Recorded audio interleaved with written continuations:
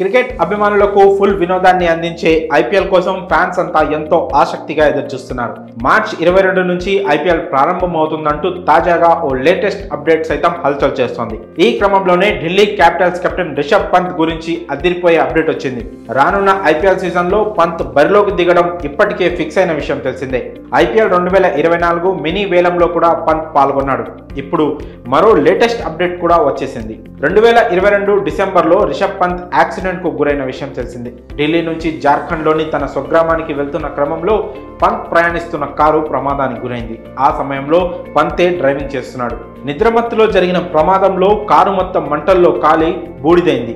అదృష్టం కొద్దీ కారు నుంచి బయటపడిన పంత్ ప్రాణాలు కాపాడుకున్నాడు. లేదంటే అదే కారులో కాలి బూడిదయ్యేవాడు. ప్రమాదం నుంచి బయటపడిన తర్వాత చికిత్స తీసుకున్న పంత్ కాలికి తీవ్ర గాయం కావడంతో క్రికెట్కు చాలా కాలం దూరమయ్యాడు.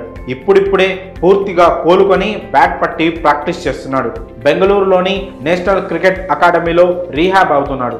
ఈ క్రమంలోనే ఐపీఎల్ 2024 సీజన్లో ఆడతానని ఇప్పటికే ఢిల్లీ క్యాపిటల్స్ కన్ఫర్మ్ చేసింది. కానీ ఢిల్లీ జట్టుకు పంత్ కెప్టెన్తో పాటు వికెట్ కీపర్గా కూడా ఉన్నాడు. అయితే కాలికి తీవ్రమైన గాయం కావడంతో పంత్ అప్పుడు వికెట్ కీపింగ్ చేయడం అంత మంచిది కాదని, అందుకే కేవలం బ్యాటర్గానే కొనసాగించాలని ఢిల్లీ మేనేజ్మెంట్ భావిస్తున్నట్లు, అందుకు బీసీసీఐ కూడా అంగీకరించినట్లు సమాచారం. దీంతో ఐపీఎల్ 2024లో పంత్ కేవలం స్పెషలిస్ట్ బ్యాటర్గా మాత్రమే ఆడనున్నాడు. వికెట్ కీపర్గా మరో ప్లేయర్ను ఢిల్లీ బరిలోకి దింపనుంది. పంత్ కేవలం బ్యాటర్గా ఐపీఎల్ బరిలోకి దిగనుండడంపై మీ అభిప్రాయాలను కామెంట్స్ రూపంలో తెలియజేయండి.